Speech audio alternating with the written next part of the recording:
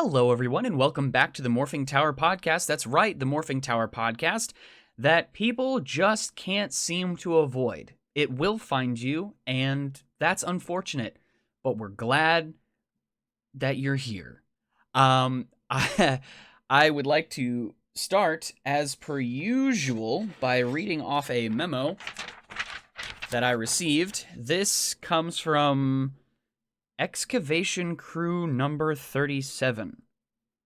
In parentheses, it says beneath it, the crew excavating the well in the lobby, and it reads thusly. The strange singing that we heard emanating from the bottom of the well has stopped. It's strange. It seems as though what we were hearing for the longest time was nothing but echoes of someone singing, a voice that seemed to be somehow trapped within the well itself, but now has finally dissipated. We have explored to the best of our abilities, but we do not know where this well came from or if it attaches to something. We found a toolbox located at the base of the well and some scattered plumbing tools, but we have not been able to discern to whom they belong. I fear that our lights might be starting to go out. Either that or they're beginning to lose power. For some reason, all of our electronics seem to be dimming. Any and all assistance would be greatly appreciated. Signed, the excavation team. Which, hey, chin up, guys. You'll be fine. Just, you know, buck up. You've got this. You're professionals after all. I am joined this episode by a repeat guest. I am joined once again by ClearFocusFilms. Welcome back to the podcast. Thank you so much for having me. Well, there's a lot to talk about in terms of just like small talk and catching up, because you have been very busy since the last time we found each other, which, by the way, speaking of what you've been up to, this room that we're in right now, there's a lot of stuff in here. What are you doing here, and what is this place? After I completed my tenure as a cloud cleaner, I finally reached out about retirement because I was tired. I was getting up in age, and also the the the owners of the building weren't exactly happy with me because as my older joints began to wear out, I wasn't able to clean as best as I could these clouds. So we had a lot more rainfall than usual. Mm-hmm. And so instead, because I'm, such a great worker, they instead of just giving me an early retirement, they gave me another option, which way more suits my personality of being the archivist. Now, as Oh. as you see, the left wall full of old TVs. Now, I'm not talking about your regular LED, LCD TVs. No, these are old CRT TVs, tube TVs, the kind that your grandma had sitting in her old TV cabinet. The really nice kind that give a Mm-hmm. nice whine when you turn it on. Oh, yeah. Beautiful TVs. I'm preserving those in the process. Now, in the corner, there's the pile, as you can see. Those are a little bit broken. Need some fixing, but they'll be fixed soon enough. And then on the right, we have VHS tapes lining the walls. Those sometimes, the tape breaks. It's only magnetic tape, so you got to go in and fix little bits, get the wheels spinning again.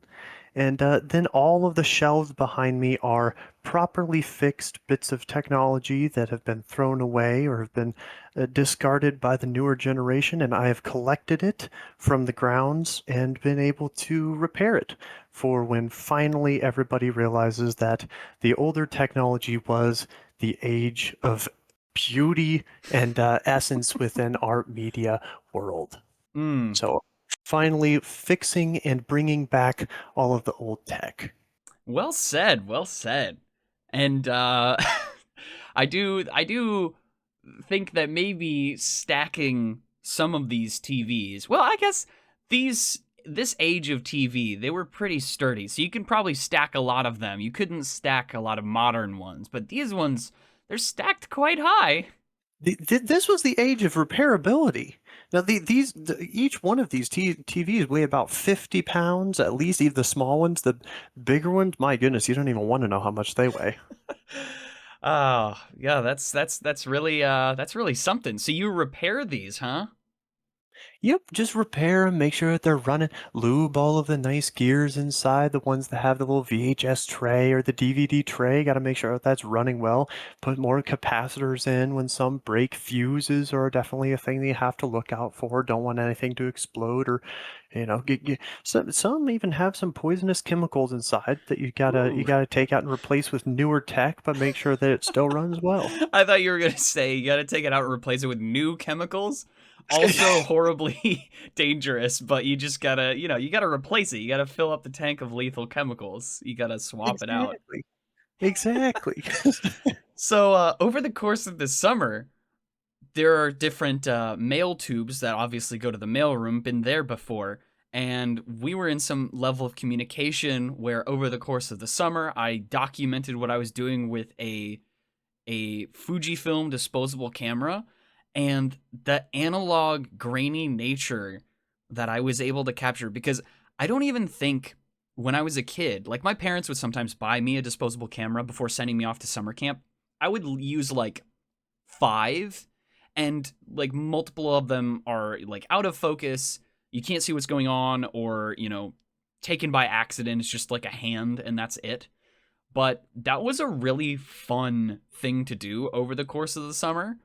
And like, I know that you took some too. I can't wait to see which ones that you took, because I've seen your photography when it comes to like more analog stuff before, and it looks phenomenal. So I can't wait to see how your summer went through those photos. I can't wait to see it either, and the mail situation here at the towers is definitely it can be frustrating.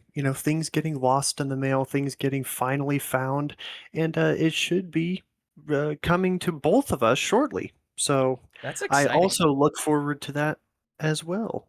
Yeah. Good old disposable cameras. I I think I was saying just a second ago that I think this is the first instance where I took a disposable camera into a place for it to be um oh, what's the word I'm looking for? Developed.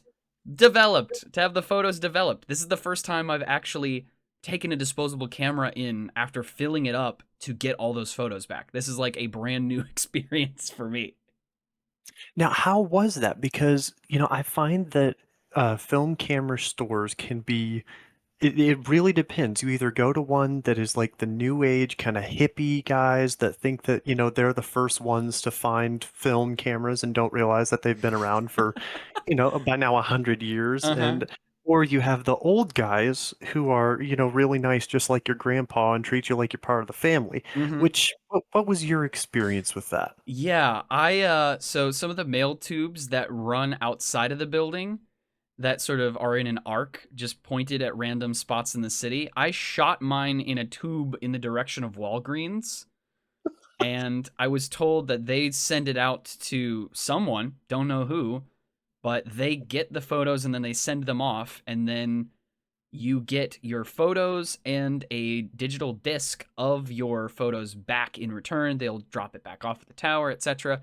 But I don't actually know what company does the developing of the film. I know that Walgreens acts as a sort of middleman, though.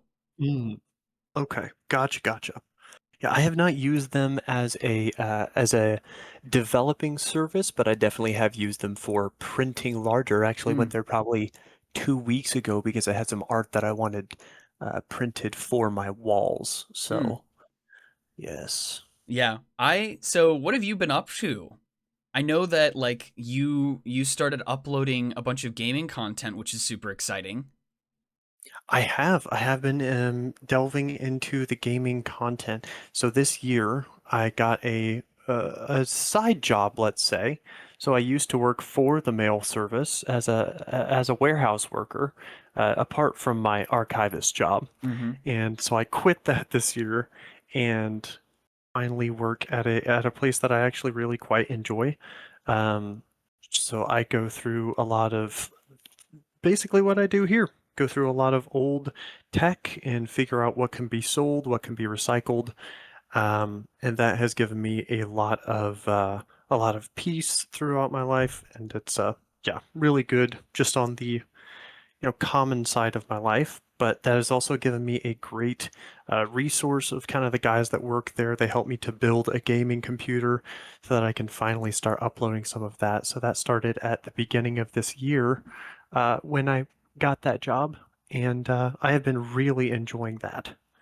Yeah, So. and I saw the video of you assembling the PC or making some additions to it rather, and that was really really cool. And then at least earlier on this year, there was at least once or twice.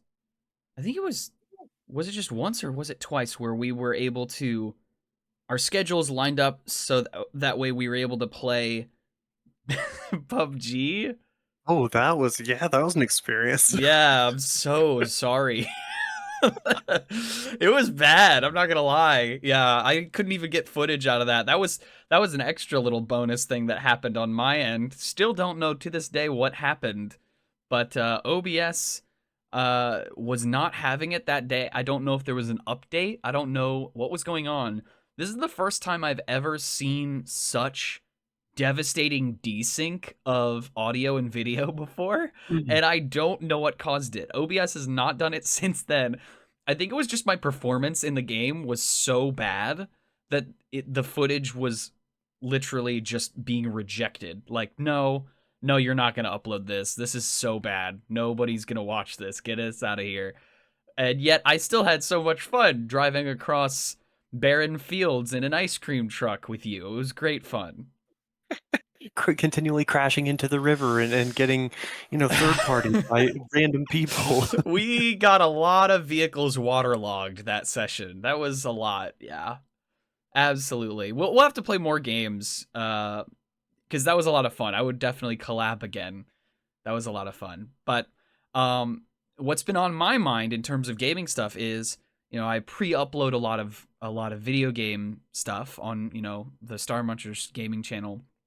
And I was looking at this month's upload schedule because I upload multiple videos ahead of time. But what I realized was I didn't have like any spooky or scary or Halloween. There was no videos on the channel for the month of October that were even like remotely in that vibe of spooky or scary.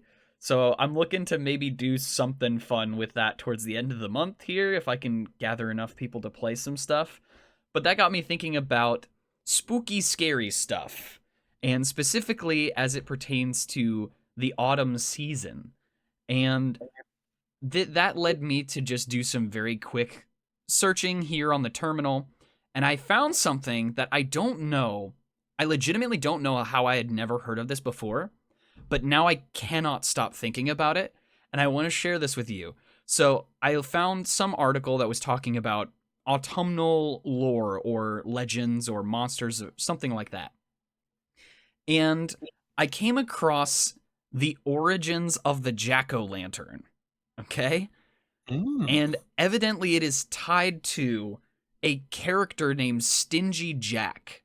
And it might be a horrible idea, but I read this not too long before we booted up the terminal here to record this podcast.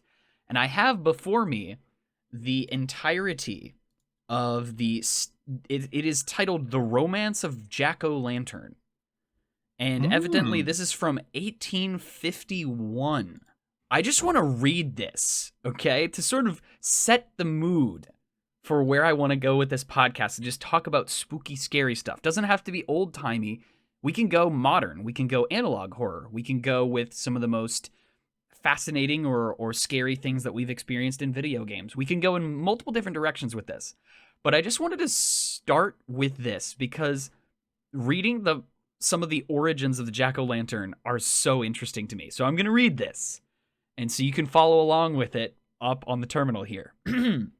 Greater churl was never known on this earth than Stingy John. From his door the poor were turned, unrelieved and cursed and spurned. One night Jack was homeward coming, midnight round his path was glooming. As he reached a river's side, someone near him moaned and cried, "For the love of heaven," he said, "mercy have and lend me aid. Way-worn traveler am I, leave me here and I shall die." Stingy Jack's hard heart was touched. Quick the stranger he approached, raised him up upon his mare, brought him home and fed him there. Gray-haired wanderer down he lay, but before the break of day to the bed of Jack he hies, winged like Zeraph of the skies. Heavenly beauty graced his face, heavenly brightness filled the place. When Jack, starting up, had woke, thus the angel smiling spoke. "Though called a churl by all around, mercy in your heart I've found. Ask 3 gifts, I'll give them you, and my blessing add thereto." Greatly at all this Jack wondered. Long what he should ask he pondered. Scratched he often his shock head, then thus to the angel said, "I wish whoever takes my chair may be fastened firmly there, he to chair and chair to ground, till my leave to go be found. Next I pray whatever fools meddle with my box of tools may be fastened to the wall, till to let them go I call. Thirdly, sir, I would implore that who breaks my sycamore may be fixed fast to the tree, till I choose to set him free." "All these boons I grant to you, and my blessing add thereto." Saying thus the angel sighs, as from thence to heaven he flies. For when choice like this is given, if the chooser ask not heaven, never more by deeds or prayer shall the spurner enter there. But although thus doomed to hell, Stingy Jack on earth throve well. Large his flocks, and strong his health, wide his lands, and great his wealth.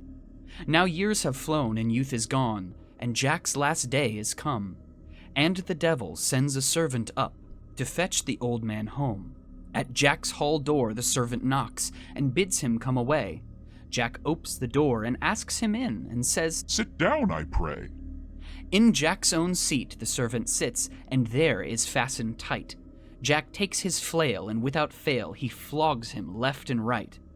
And as he scored, the flunky roared. At length he firmly swore that if set free from thence he'd flee, and never come back more. When thus he'd sworn, Jack set him free, and off he went with speed. But many a servant besides him the devil has at need. Next day another one was sent, and ordered without fail that Stingy Jack he should bring back, and also fetch his flail. The second servant now came in with cautious step and slow, and told Jack in his master's name to hell he straight must go. Says Jack, "This brogue I first must mend, barefoot I could not crawl, so put your hand in yonder box and hand me down my all." Within the box he poked his hand, and there is tightly held. Then Jack applied his famous flail until the flunky yelled. He yelled and roared while old Jack scored, until, as the first swore, the second flunky swore to go and trouble Jack no more. And now the devil came himself, since servants would not do. Through Mangerton he rose in flame and ordered Jack to go. Said Jack, "My lord, I'm ready quite, but dead lame is old Jack. You must get me a good stout stick, or take me on your back." Then from the sycamore hard by the devil seized a bow, and fastened tight, and helpless quite the devil is left now.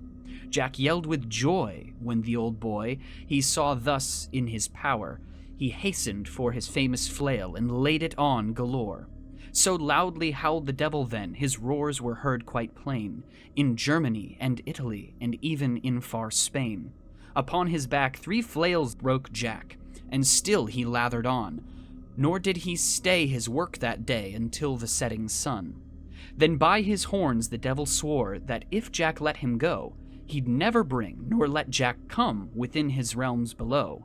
When thus he'd sworn, with back well torn, Jack sets the devil free, and from that day he stayed away from Jack and from his tree.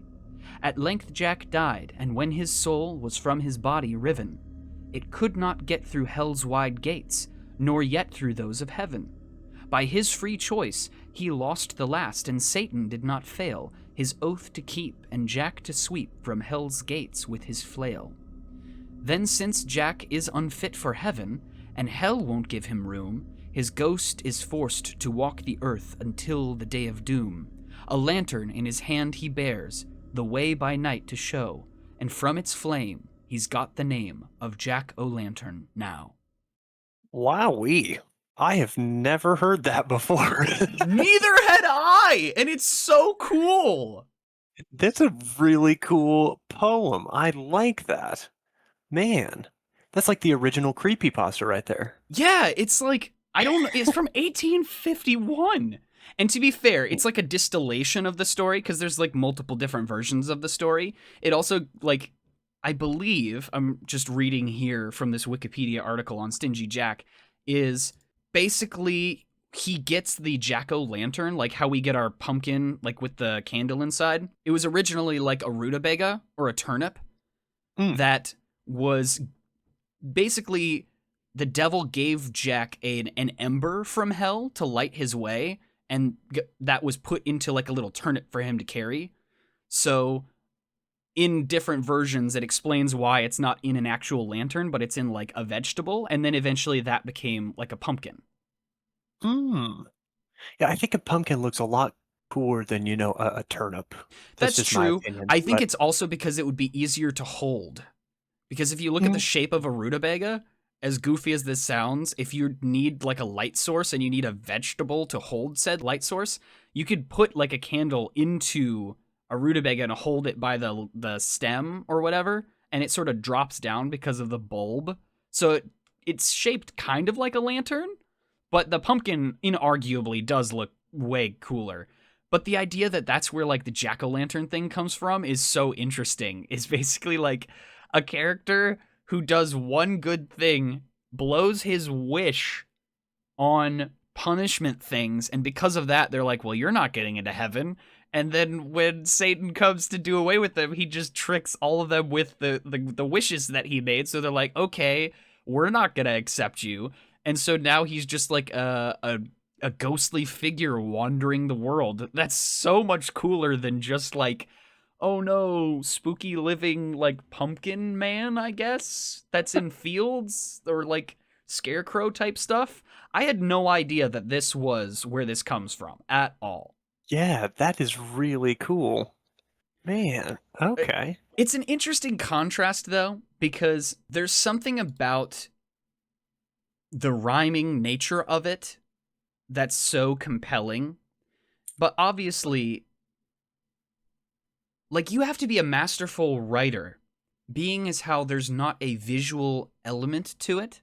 You know what I mean? Like, barring any illustrations that might have been made around the time of this folktale, I think it stands in stark contrast to, obviously, modern horror tropes, where it almost goes the opposite way, where there might not be any words, but, you mentioned creepypastas. There are a lot of creepypastas that are nothing more than just an image and nothing else.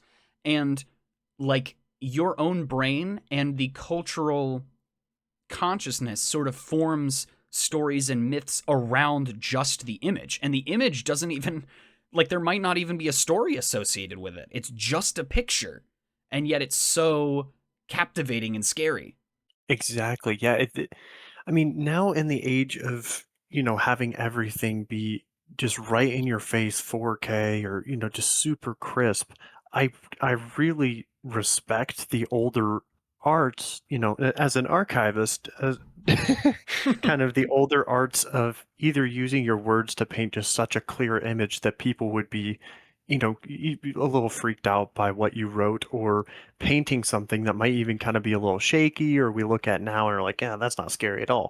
But at that time, I mean, anything could scare people that were, kind of raised in just a quiet society. So that having such a beautifully written poem that's so descriptive and that people would consider scary is very cool. Yeah. And it makes me think, too, about, when it comes to the electronic age in which we live, I think that sometimes the crispness and how high def things are almost makes it not as scary, and I don't understand why that exists. I mean, I've talked before on this podcast about analog horror, right?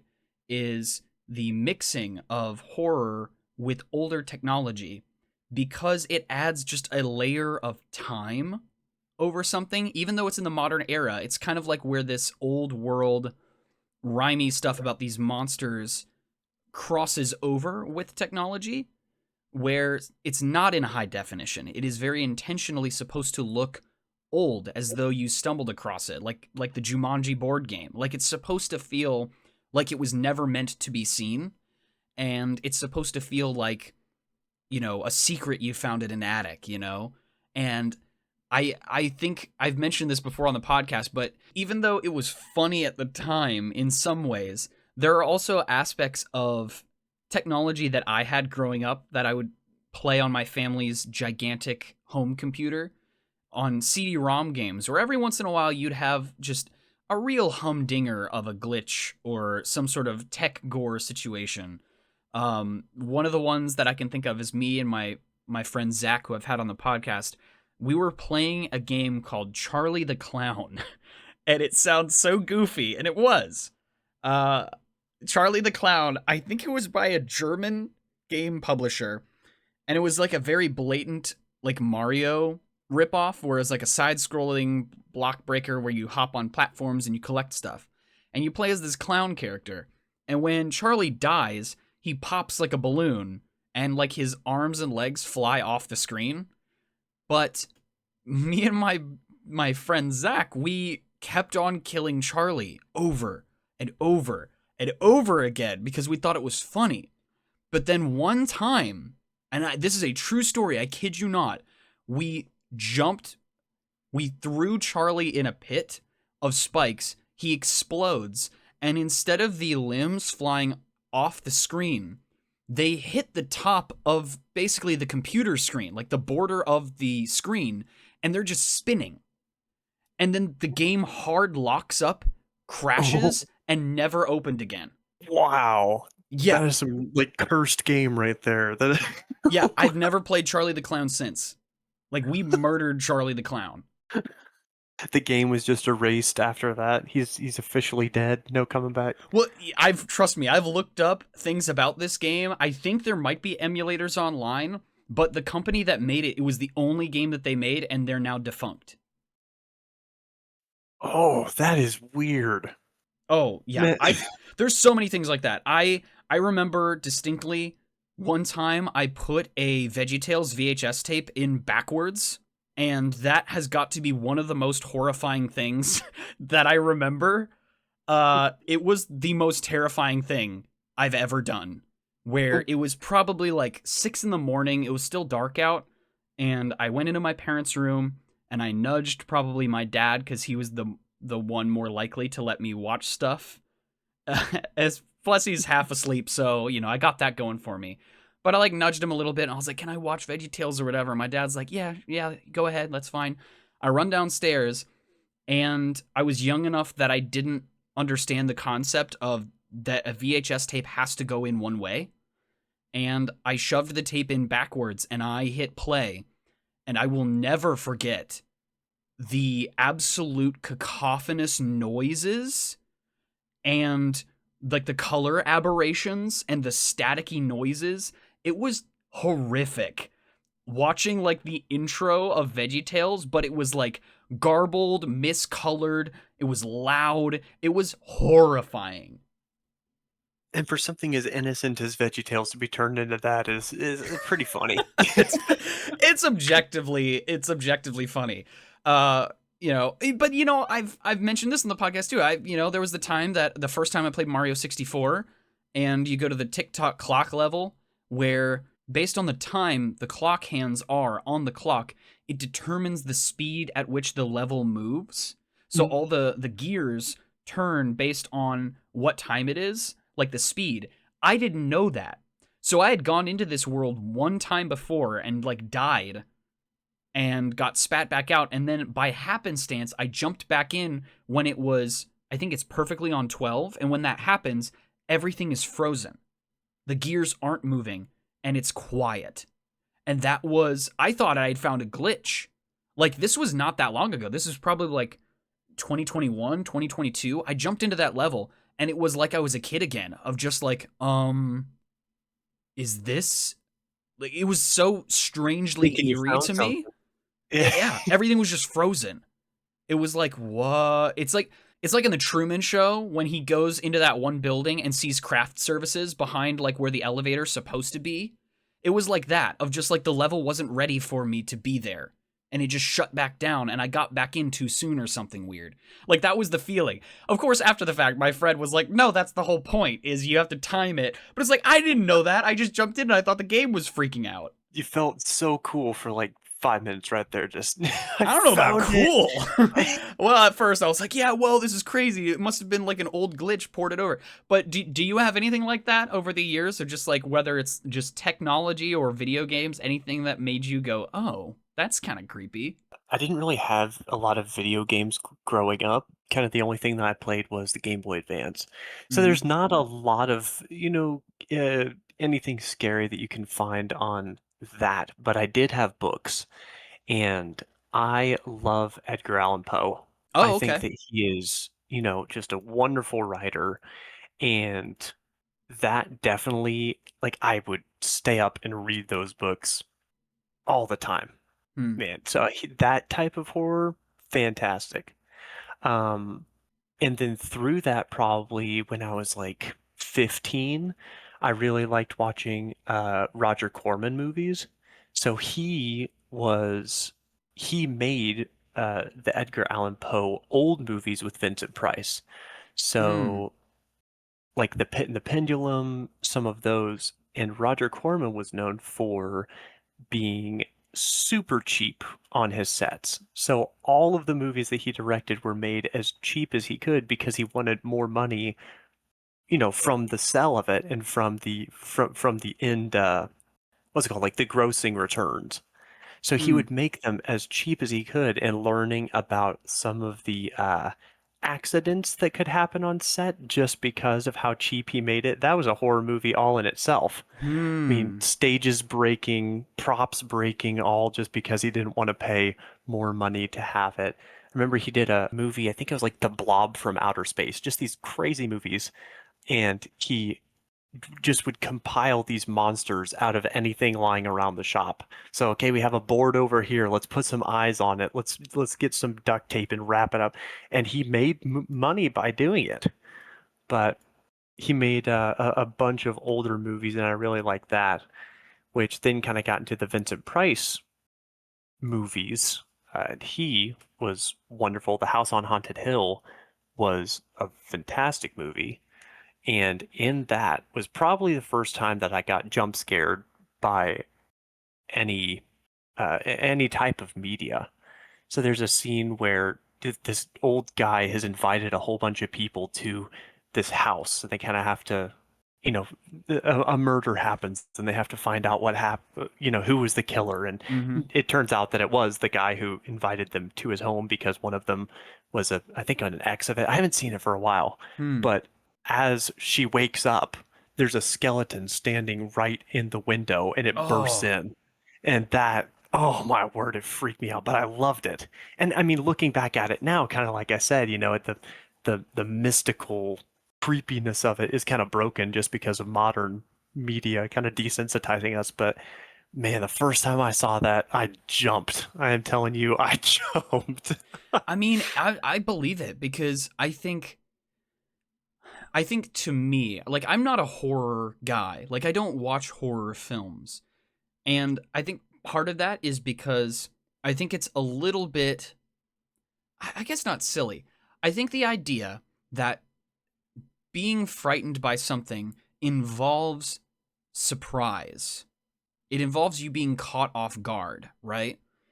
The idea of watching a horror film, I think in some sense, is slightly self defeating in the sense that you're going in there expecting to be scared. And so you might watch just a little bit more guarded, like you're looking for it. You're waiting for the jump scare. You're listening to the musical cues and the audio cues to let you know, oh, okay, something bad's about to happen. I'm going to sort of prepare myself for this, right?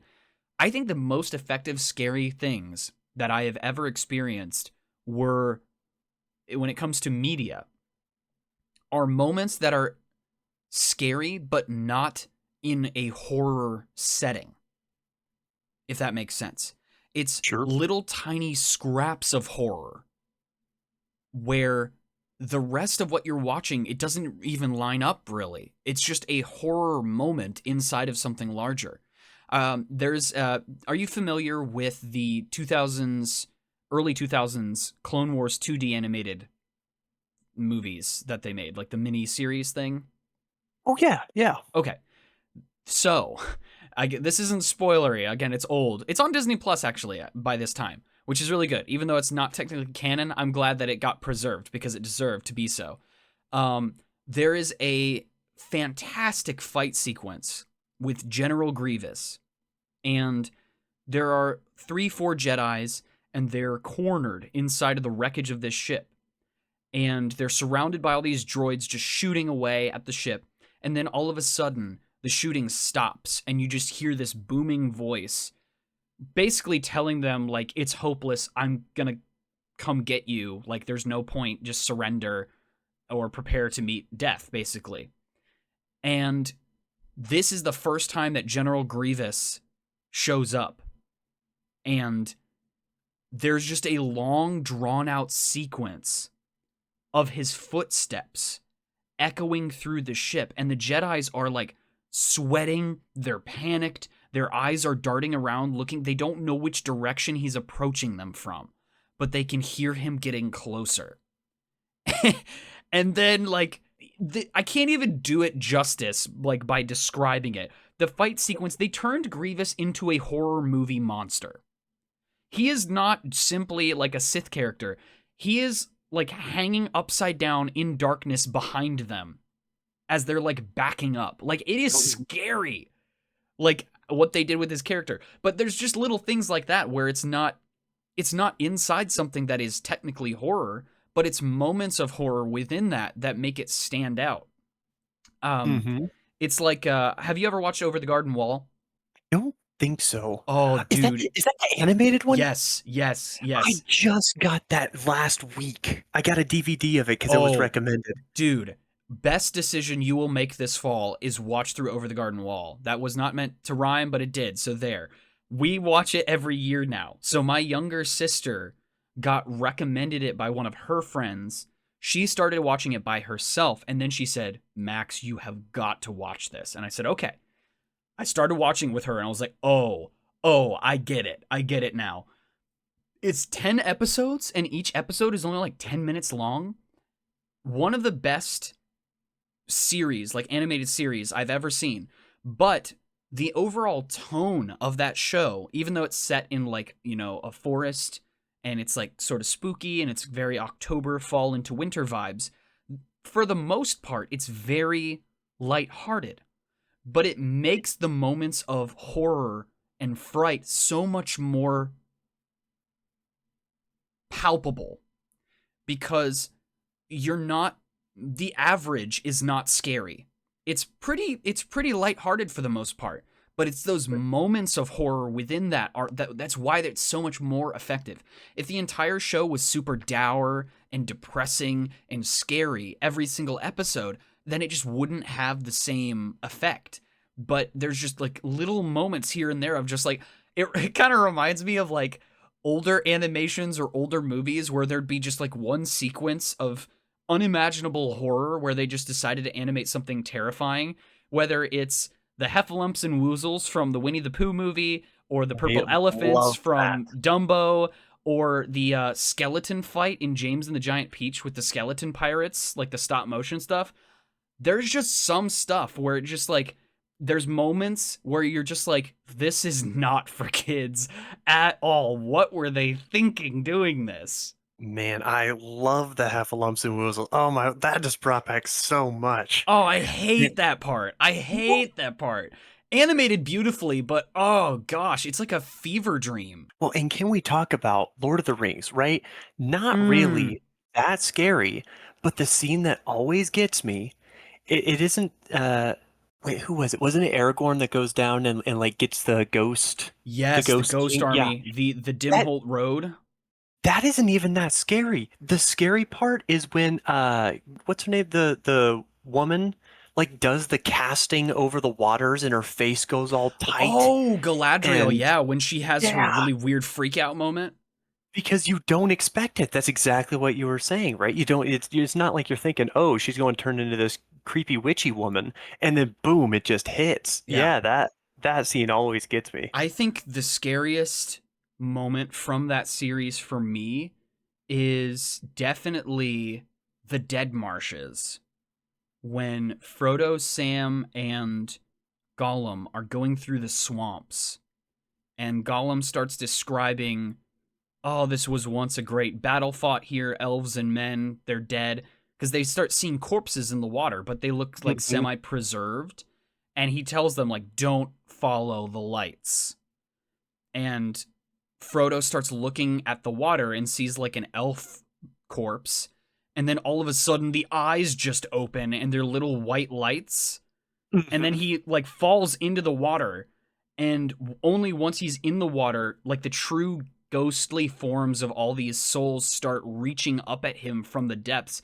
And they look like the Angel of Death from Raiders of the Lost Ark. They're just these horrifying spectral skeletal monsters just reaching out at him. And it's just like, oh my gosh, like where did this come from? Why? And then like he gets saved, but like just like those moments, exactly. That's exactly it. Of just like I wasn't expecting this. This went from being like an intense adventure to just straight up, oh, this is horrifying. The implications of this, or just imagining yourself in that situation. Oh, I hate it. Then there are those kind of opposite, where you think is going to be creepy and it really doesn't. And I think that I enjoy that more where it keeps kind of a creepy tone, but it never goes full horror. I love that when that happens. Have you seen The Green Knight? I The haven't. movie? I've seen so many clips of it though. Oh my word, you have to see it. It's amazing because it keeps this dark tone the whole time, and it does have some creepier scenes, but it never goes fully like, oh my word, I'm so scared. Like there Mm-hmm. are even headless scenes, and like the Green Knight comes, challenges King Arthur, he gets his head chopped off, but then he picks up the head and says, "I'll return the favor to you," Mm-hmm. basically. And but it's not done in like a horror movie setting, so you never feel creeped out by the fact that he's headless. It's just done well. It's just good cinema. And Mm. I think that I like that more darker toned movies instead of the horror movies. Yeah. I think I like dark themed stuff when it is paired well with comedy. Hmm. So as an example, I don't know if you watched the Series of Unfortunate Events Netflix show. Is that the one with Neil Patrick Harris? Yes. Yes. No, I haven't seen that It one. is Shoot. phenomenal. And I wouldn't have watched it if Daniel Handler, the author of the books, if like, Lemony Snicket, his nom de plume, if he wasn't involved, I don't think I would have given it a second thought. But it was the fact that Daniel Handler was integral to having it adapted for this Netflix series. He actually makes a cameo appearance in the show. That's why I was interested, because they actually add a ton more stuff. They didn't really subtract a lot of stuff from the books. They added levels to it. So now there's like whole B and C plots going on at the same time that involve characters connected to the story. Very well done. And the overall tone of that, it's almost like comically like despairing at points, of just like their situation is so dour and sad, and yet it's always done with a sort of wink and a nod, where even the topic of death itself is broached in such a way that you don't feel bad watching it, because of how well balanced it is between like this sort of, I guess, exaggerated architecture and themes, and the characters are over the top and there's a lot of darkness going on, but it's balanced well. Mm. Man, I gotta see that now, and you gotta see The Green Knight next time we Yes. meet. Yes, Next, we'll we'll have to make a pact. exactly. I'm just looking forward to being, in my 80s and telling my grandchildren stories about like Slender Man and Siren Head, Like that's gonna be our version of the Jack-o'-lantern, is we're gonna get to tell them about internet horror monsters. I am all for it. Man, we gotta beat the archivists of these and make them into actual books now, so that we can tell our children of these. Do you have one like an internet like horror monster analog horror thing that sticks out to you over the years? One that you were like, even if it was just as simple as, oh, that's cool. Like I like that idea. I think the Slender Man is. I think that's the one. There's also, what was the other one? Was it Handless? I think it was like Handless Jack, right? Mm. I thought he had a blue shirt. Let me see if I can find it on the terminal. I don't think I've ever heard of that. Man, he's one of the more famous ones. I didn't really get into that when I was a kid. But looking at it now, I can definitely have a depreciation for it. Jack the Killer, I think. Oh, Jeff the Killer? Jeff the Killer, yeah, that one. I like that. I like that story too. Yeah, I think that's kind of the I think for me it's got to be in recent past. I think mine's got to be the Backrooms. I think that has got to be one of the most groundbreaking, interesting entries in analog horror that I've seen. Mm-hmm. Like I feel like what Blair Witch was for the previous generation that came before us, I feel like the Backrooms is kind of our version of that, of just like this groundbreaking found footage series that takes some crazy directions. If you haven't watched Wendigoon's video breaking down the story and the timeline of the Backrooms series, highly recommended. Like, I knew very little about the Backrooms other than that one image. And that's why I think it's so fascinating, because this Stingy Jack thing has this long poem. There's multiple instances of the story of the origin. But the Backrooms literally came from that one photo, that one freaking photo that made its rounds on Reddit, where people were literally just saying, why is it that I feel like I've been to this place before? One. And number two, why does it seem like I know what it would sound, smell, like everything about the photo. And I feel like I've looked it up before, and I can pull it up here because the original image, again, went like viral. Mm-hmm. Because people were first seeing this image, and basically everyone was having the same visceral response to it. And I think that's what makes it so fascinating to me. It's sort of this shared thing. It's like joint mass deja vu. Mm. Like, the reason why the Backrooms became something at all was because people responded to literally just one image. It's so liminal and so otherworldly, but like, again, it was just like the response to it. And it is really just such a weird photo because Yeah. there's not anything going on. It's No. simple. It's just a picture of a yellow room. Like, there's nothing Yes. crazy going on. Yes. So it was taken, evidently, a hobby town under renovation. That's it.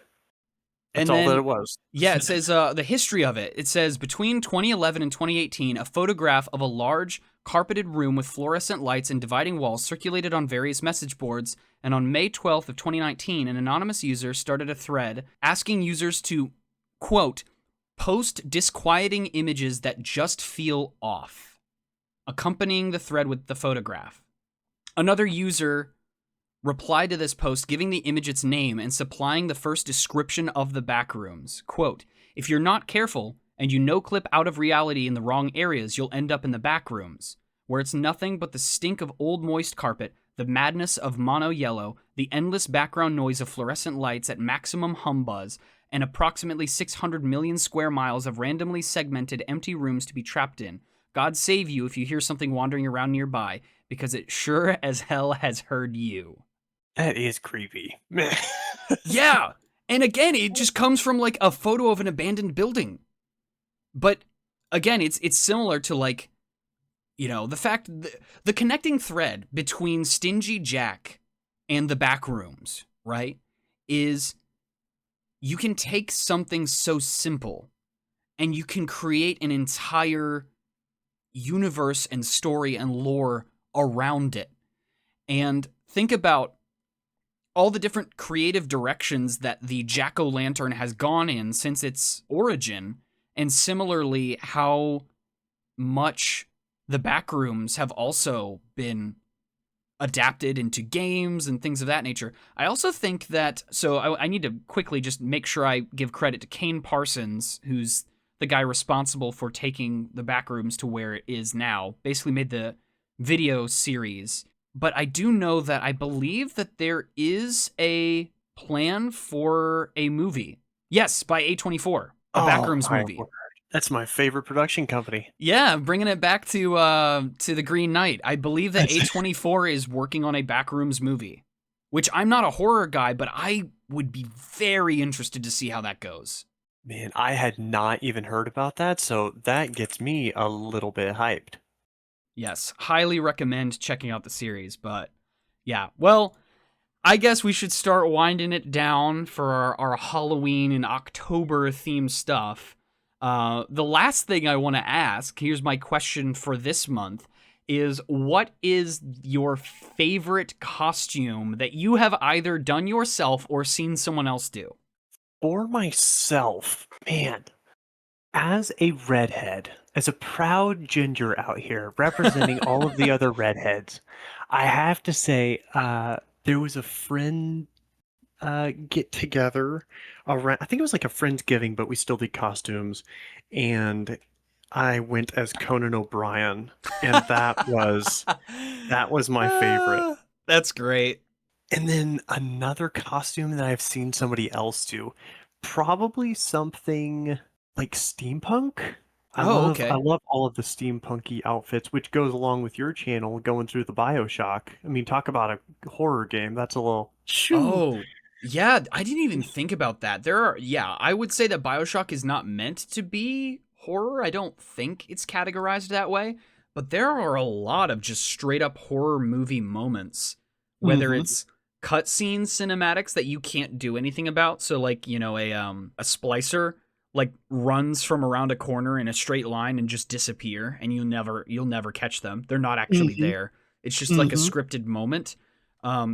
But any of like the medical facility places in BioShock are terrifying. Yeah, it's just considered like a first-person shooter, but there are so many horror moments in those games. And you're playing through Infinite right now, right? I just finished the DLC for Infinite, man. so I am officially done with those 3 games, and they were very, very impressive. But yeah, all of them have just little moments that catch you right off guard. Absolutely. I gotta get you in a game of Repo with me and some of my friends. You want to play a fun horror game? I will be there. Name the time, name the place. Well, I guess I should let you get back to your repairs then. The work never stops, let me tell you.